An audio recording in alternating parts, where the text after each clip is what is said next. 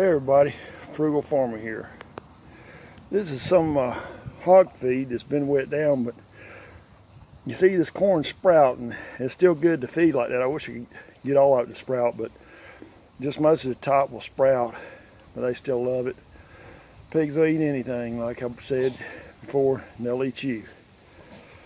But this corn's nice and swole up, starting to sour a little bit, and they just love it that much more.